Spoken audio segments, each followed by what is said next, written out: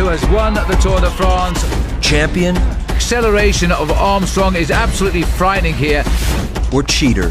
They say it's impossible, so he must be doing something. Legend? People look to him as a hero. Or liar? To think that I'm going to come back into sport and risk my life with performance-enhancing drugs is crazy.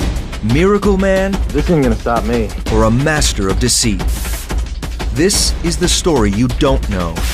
You were either with him or you were against him. The drugs. U.S. Postal Service's pro cycling team, including Lance Armstrong, ran the most sophisticated and successful drug program that we've ever seen. The deception. Lance Armstrong is the greatest cheater in all of cycling's history. And the damage done.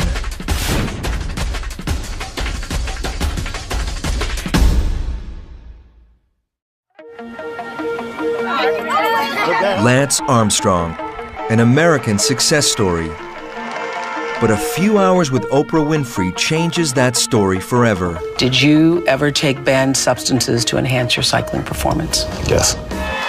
After years of denials, Armstrong finally admits that none of his 7 Tour de France victories was raced cleanly. Lance Armstrong used, possessed, and distributed these dangerous drugs, all so that they could win Tour de France's. 1999. The U.S. Postal Pro Cycling Team goes to Europe with one unlikely goal: win the biggest race in cycling, the Tour de France. Lance Armstrong is the team's rising star and its leader. I was following him before I even started cycling. Tyler Hamilton is one of Armstrong's wingmen in the peloton, the fast-moving pack of racers. I was right in the middle of it for years. It was almost like we were one big family or one big fraternity. I was honored to be his teammate. The Tour de France is the Super Bowl of cycling. An epic 3-week battle where riders from more than 20 teams race more than 2,000 miles through vineyards, up mountains, and all the way to the Champs-Élysées in Paris. Professional cycling is almost like a cross between NASCAR and horse racing. I mean, it is almost a full contact sport at times, incredible human drama and suffering on the road. But in 1999, Armstrong thinks his team looks less like world champions and more like the Bad News Bears. The expectations were quite low. No one expected them to win for sure. Just 3 years earlier, Armstrong had been diagnosed with aggressive cancer. I was in denial. I thought this can't be because I'm 25 years old. Why would I have cancer?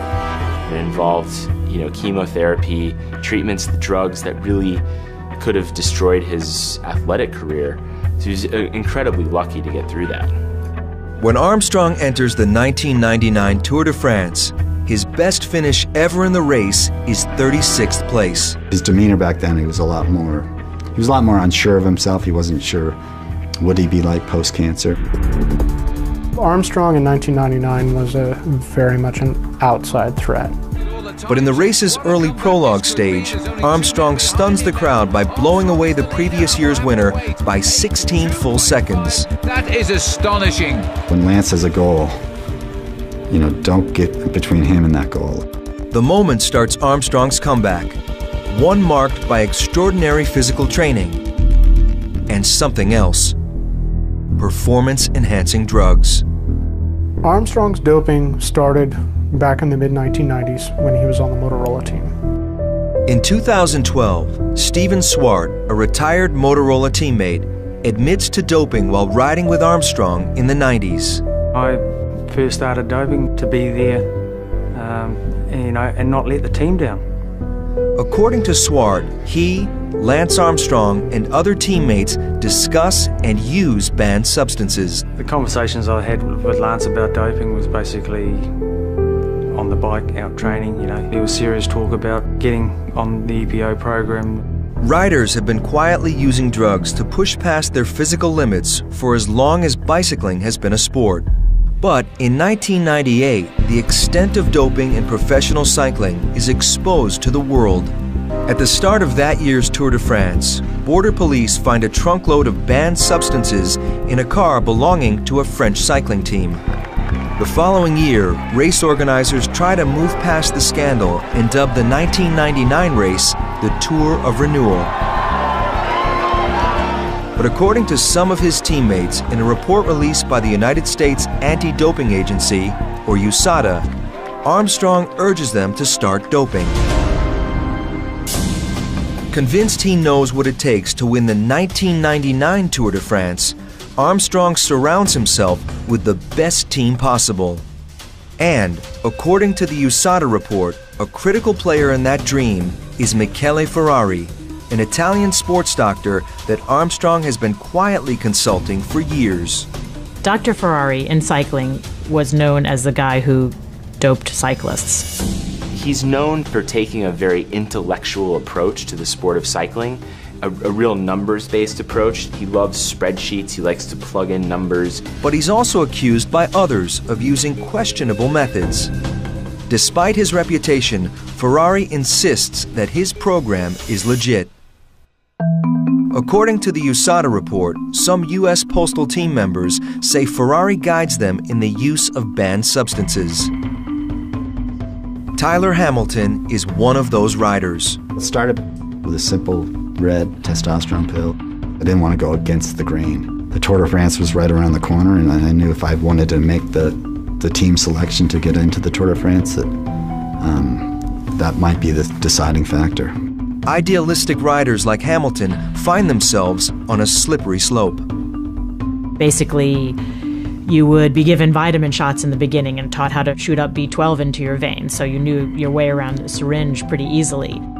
And the real creepy thing was they would always say, everybody's doing it, just like you'd hear in high school. Even for athletes in peak condition, bicycle racing brutalizes the body. Banned substances like cortisone, testosterone, and human growth hormone aid in reducing pain and boosting muscle growth. In the long and grueling tours, though, there's an even more sought-after drug, one that targets the blood. There's a very, very long name for EPO. It's erythropoietin, and to hide it on the team, they called it Edgar, as in Edgar Allan Poe. Synthetic EPO is often used to treat patients whose bodies can't make enough red blood cells. EPO increases the number of your red blood cells, and the red blood cells are what carry oxygen around the body. For cyclists, the extra EPO-created red blood cells feed oxygen-starved muscles, providing an unnatural and unfair boost in performance.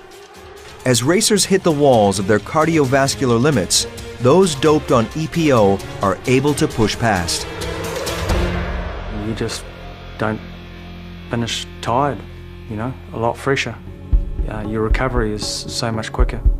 According to the USADA report, once Armstrong and some of the other U.S. Postal team riders perfect their use of EPO, the real problem becomes securing a steady supply of it during the 1999 Tour. According to Tyler Hamilton, Armstrong devises a plan.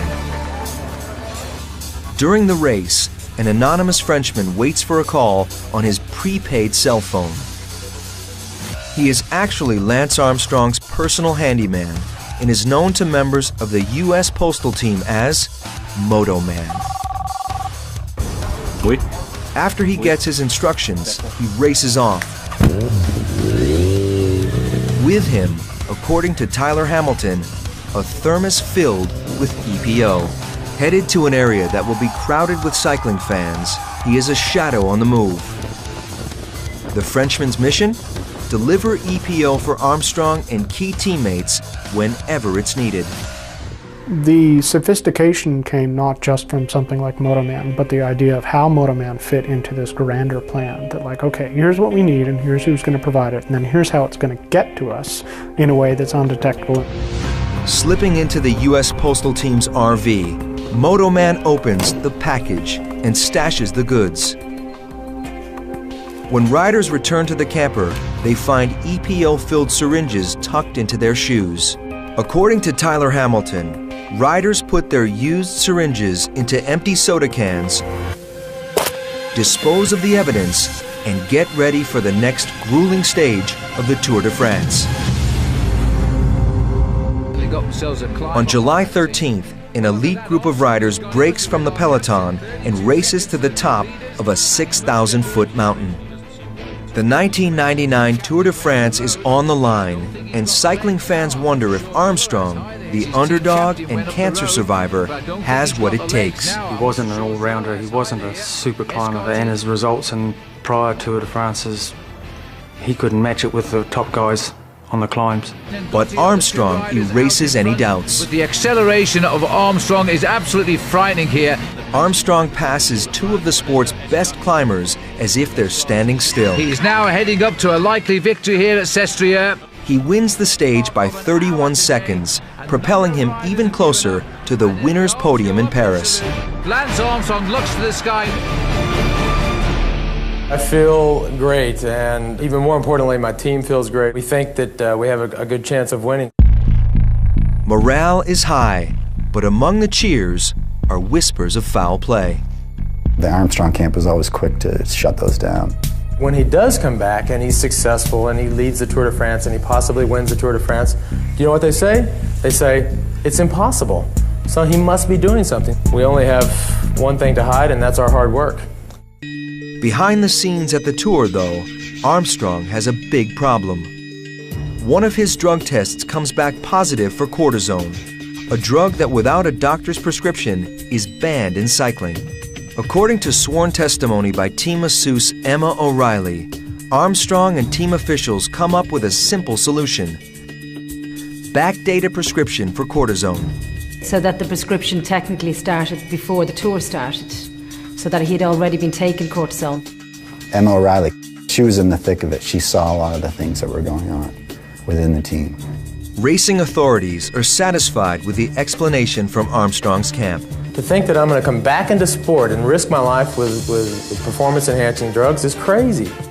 Accusations of doping are overshadowed by Armstrong's extraordinary comeback story. There is no doubt that the cancer, his coming back from cancer, had blinded everybody to what he was really doing. On July 25th, the world cheers him on to his first Tour de France victory. But to the man who has won the Tour de France, Lance Armstrong, only the second American cyclist ever. On the Champs-Élysées in Paris, cycling's new king is crowned.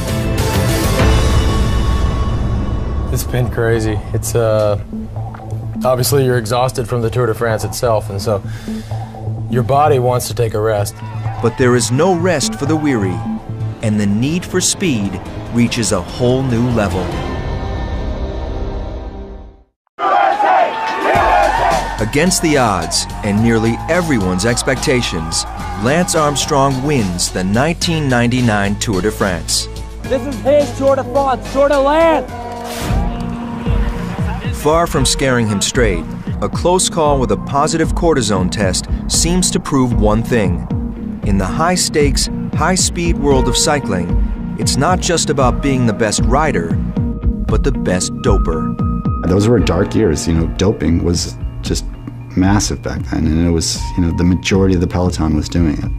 When it comes down to the preparation or what you're doing or which doctor you're working with, that's the difference between being number one and number two.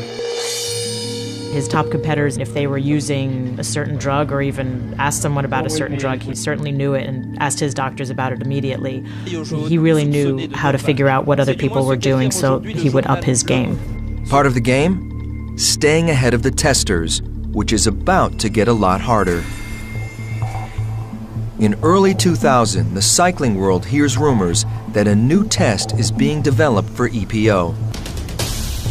According to USADA and some of Armstrong's teammates, Dr. Michele Ferrari and Armstrong have the inside line on the test and devise a way around it. A lot of people knew how the tests work, but they had the intelligence to be able to say, okay, well, how do we use that information to make sure that I don't test positive?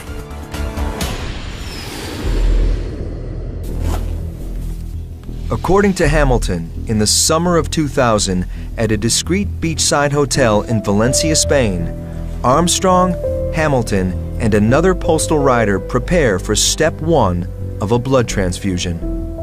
They would take their own blood out, and then during the tour, they would put it back in, so that gives you extra red blood cells for endurance. The process of banking one's own blood isn't new, but its use by athletes as a way to artificially enhance performance has been banned since 1986.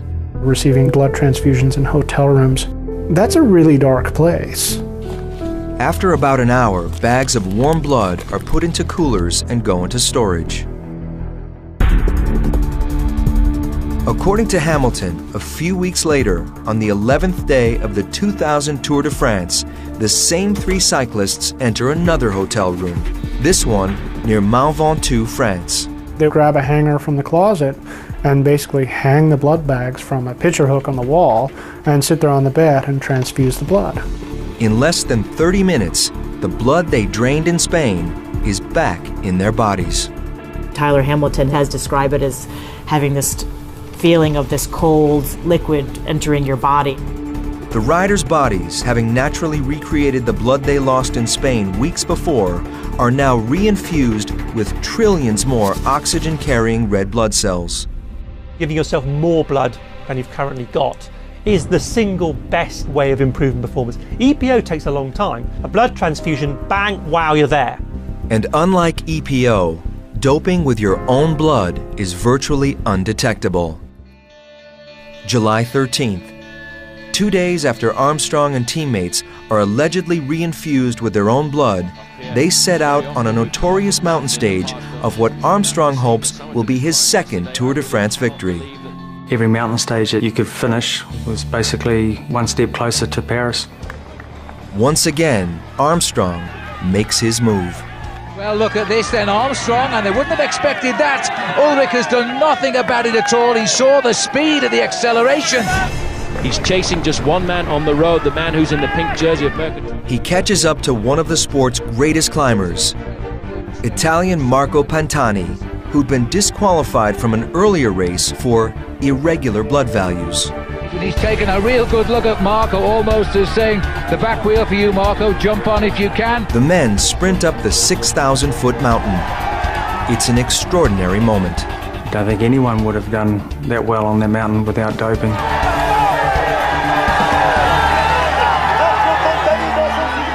"10 days later, Armstrong claims his second Tour de France victory. But once again, he faces doping accusations. He confronts his critics head-on and even uses his celebrity to publicly challenge them in a 2001 ad for Nike. Everybody wants to know what I'm on. What am I on? I'm on my bike, busting my ass 6 hours a day. What are you on? Betsy Andreu, wife of cyclist Frankie Andreu, and a former member of Armstrong's inner circle, witnesses his tactics firsthand.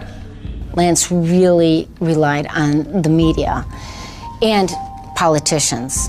He cozied up to politicians and to people in power. And so he built this empire. When an accusation comes up about doping in his career, those accusations are quickly shut down. Armstrong is undeniably persuasive. Why would I take that risk? I have everything I need. I have money, I have contracts, I have a family, I have my family's name. Do you think I want my son to go to high school in 2012 and somebody to say, oh, Luke Armstrong, your dad got busted? But behind Armstrong's confident denials, teammates say they play a dangerous cat-and-mouse game with the testers. Right now, on the record, for all of America, the world to hear, have you ever used performance-enhancing drugs? Of course not. Never. Not once. Cycling has been criminalized and singled out. Lance Armstrong fights back aggressively against doping accusations. But behind his public denials, teammates say Armstrong and others are engaged in an elaborate and risky system to avoid drug testers. One rider says he helps Armstrong narrowly escape a positive drug test at a 2000 race in Spain.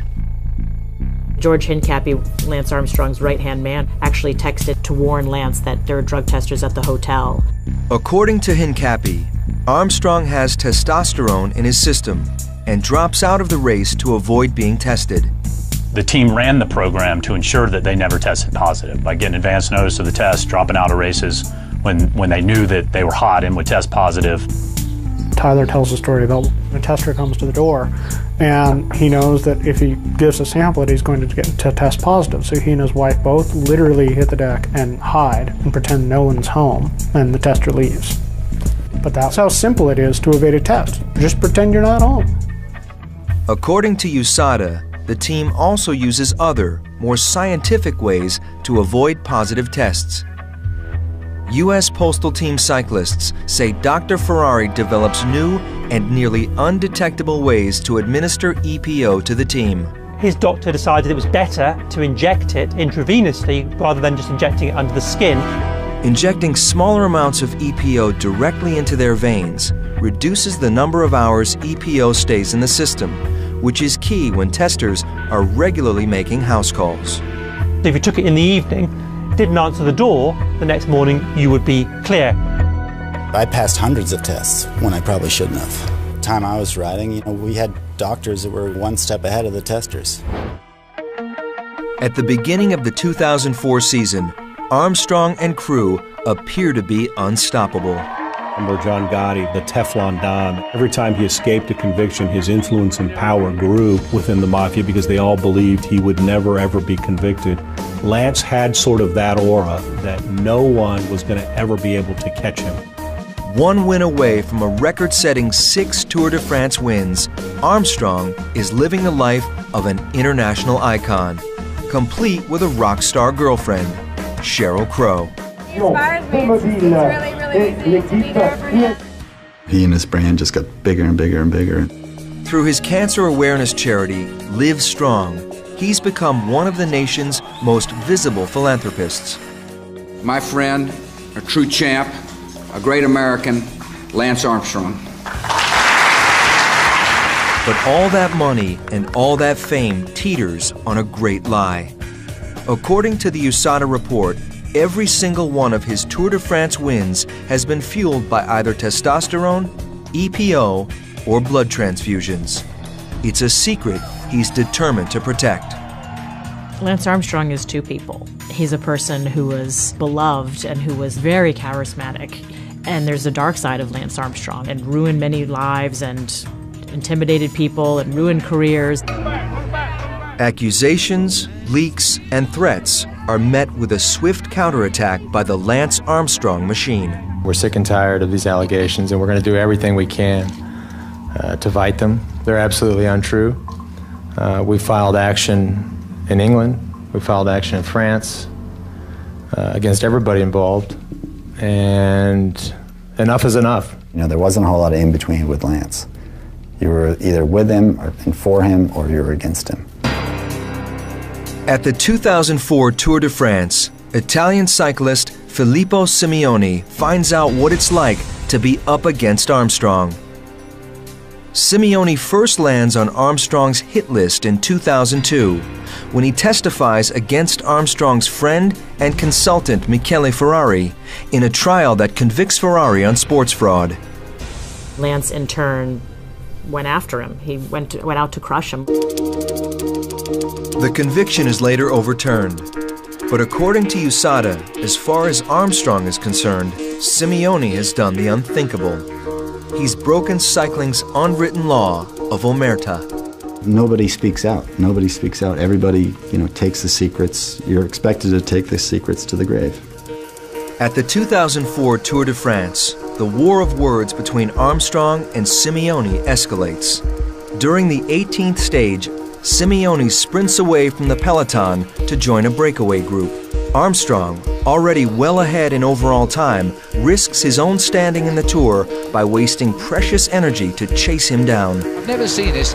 As Simeoni looks over his shoulder and says, I can't believe it, I've got Lance Armstrong with me. It's unprecedented that the yellow jersey, the race leader, would attack this late in the race and on such an inconsequential stage. Armstrong pressures Simeoni to fall back from the breakaway group. In a stunning nod to Armstrong's power and influence, Simeoni obeys. Then, cameras catch Armstrong's final handmade message, apparently referencing Simeoni, "Zip your lips." That stands out to me as one of probably the ugliest moments I've seen in sports. He's a bully.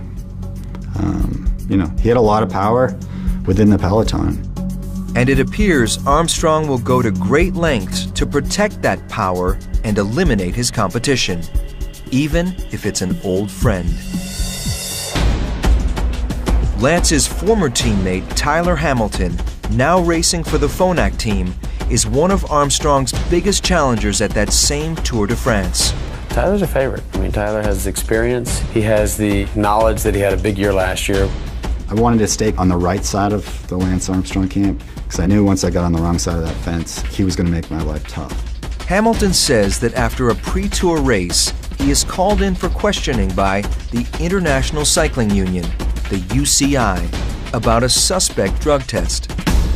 He'd been kind of put on notice by the UCI that he'd had some unusual results. He is shocked to hear from another cyclist, Armstrong confidant Floyd Landis, that it was Armstrong himself who ratted out Hamilton to the UCI. Lance has this kind of warped sense of honor. He wasn't above turning in, ex-teammates and rivals when it suited his purposes. It's a scare, but Hamilton is told not to worry and to keep racing. It's not just the competition.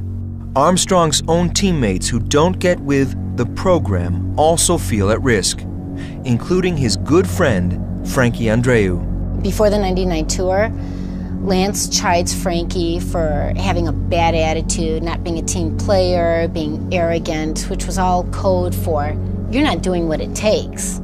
Lance brought it up again in 2000.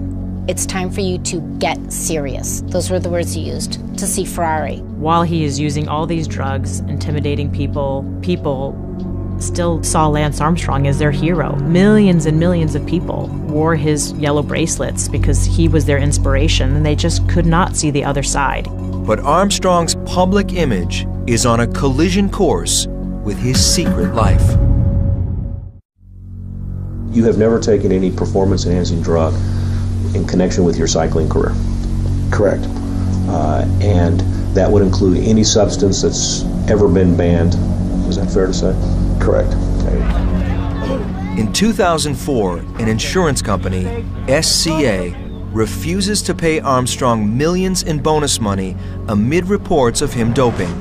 Armstrong sues them. It was from a syringe mark. And soon his former teammates, It's an injectable. friends, I would prefer not to be here at the deposition, yes. and Armstrong himself are testifying under oath before lawyers.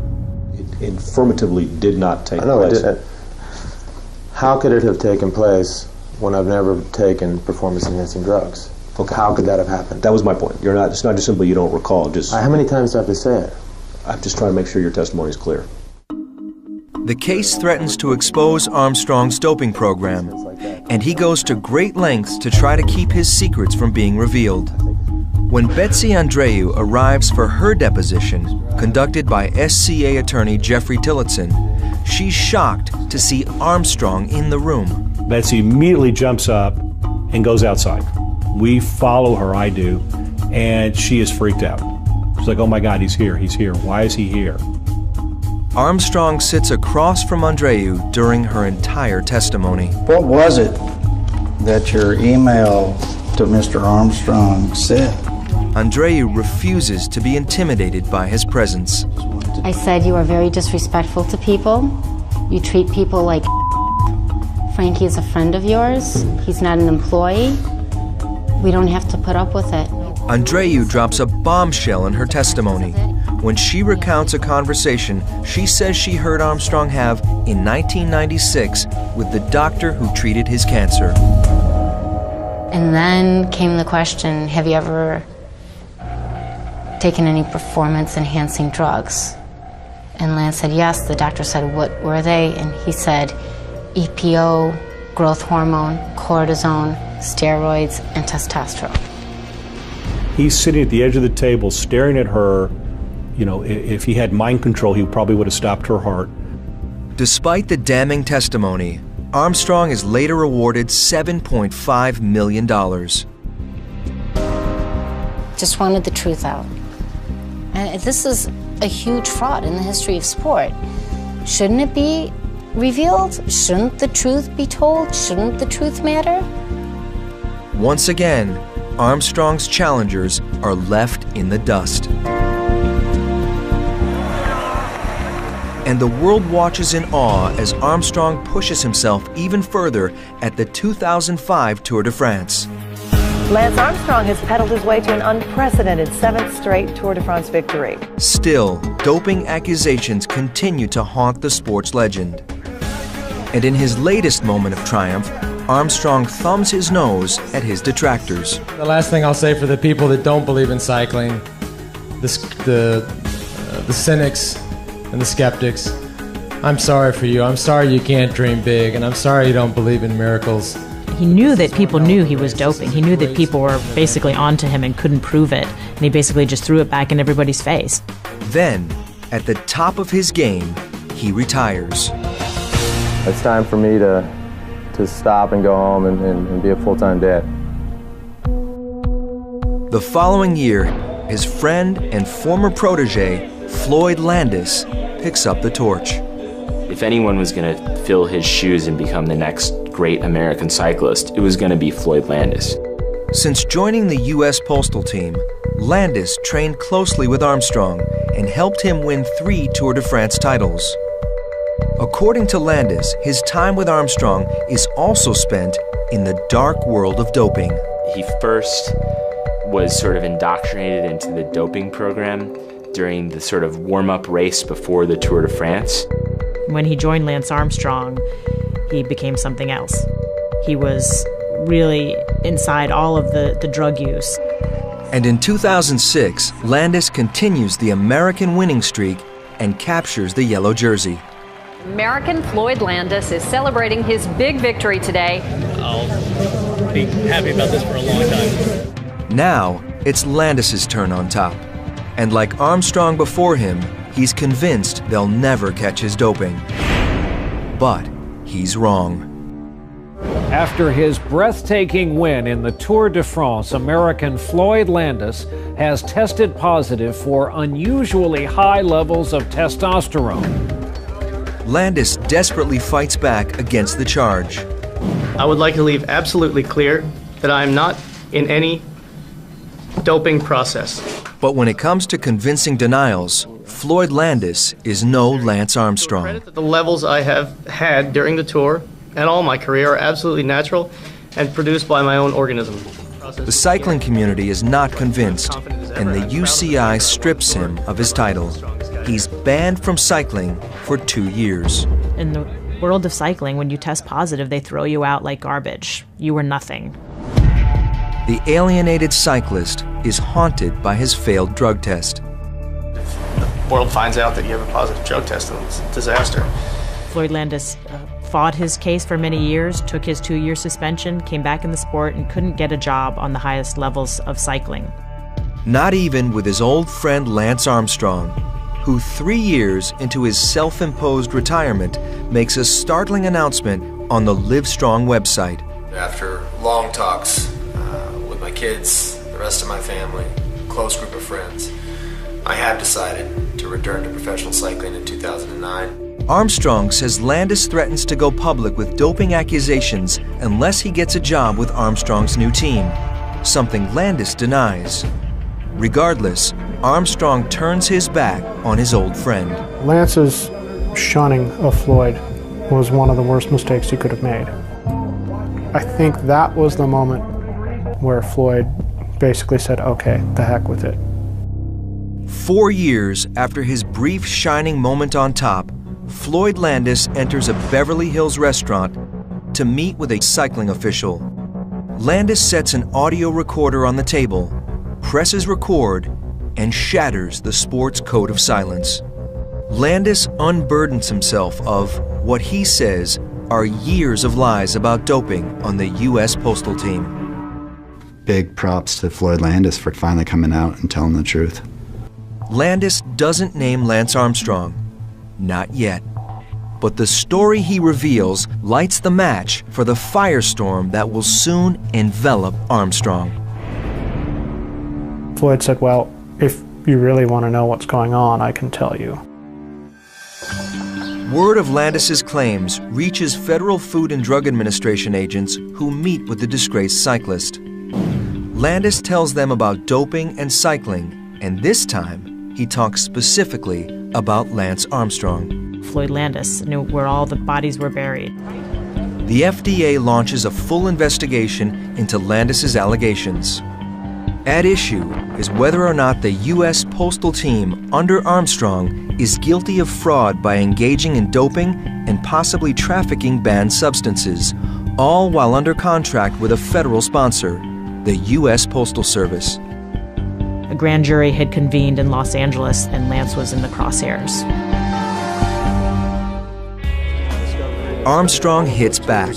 We have nothing to hide. We have nothing to run from. And he hits back especially hard at Landis. This is a man that wrote a book for profit that had a completely different version. February 2012. 2 years after the federal investigation into Armstrong begins, it's suddenly dropped, without explanation. In a statement, Armstrong calls it the right decision. When the federal investigation closed, I think Armstrong justifiably felt like he dodged a bullet. But as soon as the feds step down, another investigation steps up under Travis Tygart, head of the United States Anti-Doping Agency, or USADA. No athlete should be put in the situation where to achieve their dreams they have to resort to dangerous cheating. Though USADA is without authority in legal or criminal matters, Tygart can ban athletes from sanctioned sports for doping, for years, or even life.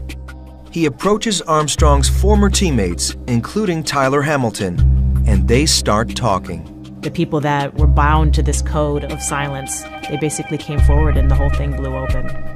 11 Armstrong teammates testify against him, including 6 active riders who are given 6-month suspensions for their own doping. The powerful Armstrong machine is in high defense mode. After he passed every single test that was administered and didn't fail a one, and they couldn't prove him guilty, they've now asked him to prove himself innocent. All I can say is that Lance Armstrong is defiant, and he will always be defiant. But the tide is turning. The opportunity to come clean is just too appealing for some who were once in Armstrong's inner circle. It was just a massive, massive weight off my shoulders, and it felt so good that, you know, immediately I knew my life had changed. I knew the right direction I was going to go, and I wanted to scream it from the top of my lungs at that time. In October of 2012, USADA publicly issues a full report, and it reveals what they say is Armstrong's secret world. This was the game changer. This is what took it from being you could believe one side or the other still. 1,000 pages lay out incident after incident of doping on the U.S. Postal Cycling Team. Names, dates, and locations, all in great detail. It's a scathing assessment of the man USADA paints as the ringleader, Lance Armstrong. I think it proves beyond any doubt. Unfortunately, the U.S. Postal Service's pro cycling team, including Lance Armstrong, ran the most sophisticated, professionalized, and successful drug program that we've ever seen. Lance Armstrong is the greatest cheater in all of cycling's history. Obviously, not only by the number of tours he had won and by his success, but by the number of people he was able to co-opt into this cycle of deceit. I always thought the truth would come out because it's just too big. But I never imagined it would be what it is, because we were so surprised by so much of it ourselves. Just the magnitude it's staggering. Staggering. Just 1 week after the USADA report is released, Armstrong speaks at his Livestrong Foundation's 15th anniversary. It's been a difficult couple of weeks for me, for my family, for my friends, for this foundation. On that day, Tyler Hamilton saw a changed man. I know him well enough. I could see he's broken. He's a broken man. I mean, I could just tell by his voice. As the scandal grows, day by day, Armstrong's legend continues to crumble. On October 22, 2012, the UCI makes his disgrace official. Armstrong is stripped of his 7 Tour de France titles. He is also banned not only from cycling, but from all officially sanctioned sports. In the spring of 2012, it was possible for Armstrong to come into USADA and come clean like his teammates did and get a much shorter ban. With 2020 hindsight, it's easy to second guess legal strategies. They wanted me to try to win the Tour, but... Another casualty? Sponsors like Nike, Oakley, Trek, and others drop him one by one. He's been told from, 15 years old, you're special, you're different, you can do anything. And now he's being told for the first time in his life, like, you might be a jerk. Not only did he lie for so many years, he destroyed people that dared to tell the truth. His back against the wall, Armstrong makes his move. The history, the glory, and the legend of Lance Armstrong crumble under the searing allegations of the USADA report. By the fall of 2012, the once untouchable Armstrong is in a tailspin. Lance was, such a powerful guy back in the day, and I never thought the walls would be crashing down like they have done. And yet, right after being stripped of his Tour de France wins, Armstrong posts a Twitter photo of himself lounging beneath his 7 framed yellow jerseys with the caption, "Back in Austin and just laying around." I don't think Armstrong ever took it fully seriously right up until the end. I don't think he saw it for the threat that it was. But as the scandal deepens, this time Armstrong can't just dismiss or deny the pressure. On October 17, 2012, Armstrong resigns as chairman of Livestrong, the organization some have called his greatest legacy. Finally, in January 2013, he makes his move. I think everybody could see what was coming, that there was going to be some kind of admission. Lance Armstrong spent 3 hours with Oprah Winfrey today in what was described as an emotional interview. Some of his advisors were really against him going on Oprah. Some of them thought, it was good maybe for his public image. That January night, millions watch around the world as Oprah gets right to the point. Did you ever take banned substances to enhance your cycling performance? Yes. But in the aftermath, some criticize Armstrong for not coming completely clean. I think the Oprah interview did him some damage because there were things he wasn't willing to address. He denied doping in 2009, 2010, even though there's some fairly strong evidence that he did. In fact, USADA analyzed Armstrong's blood samples from those later tours, and the results indicate, with near certainty, that Armstrong reinfused his own blood. There was a 1 in a million chance of that meaning he was not doping. So why was Armstrong so adamant about not doping during those later years? Skeptics question whether his admissions are related to the expiration of statutes of limitations for some of the acts he committed during earlier tours. They wonder whether Armstrong is being cautious because he could be vulnerable for what occurred during later tours. I think his problems are just starting. We're seeking the repayment of over $12 million that we paid him in prize money for winning races that he now has admitted he cheated in, and he's been stripped of those titles. The most daunting threat may come from the U.S. Department of Justice. In February 2013, they announced they've joined Floyd Landis in a civil case against Armstrong for defrauding the U.S. government. He's facing what's called a QI-TAM or whistleblower lawsuit from Floyd Landis. The federal government contends Armstrong violated the contract with the U.S. Postal Service by doping. Their lawsuit seeks to recoup millions of dollars paid out to the team. Armstrong's attorneys are contesting the lawsuit, arguing that the U.S. Postal Service actually benefited from its sponsorship of Armstrong and his team to the tune of $100 million. So what happens to him now? It's very hard to say, but it doesn't look good. There will be fallout from this story for quite some time. Yeah, I worry about him. I hope I think the truth will do him a lot of good. I really do.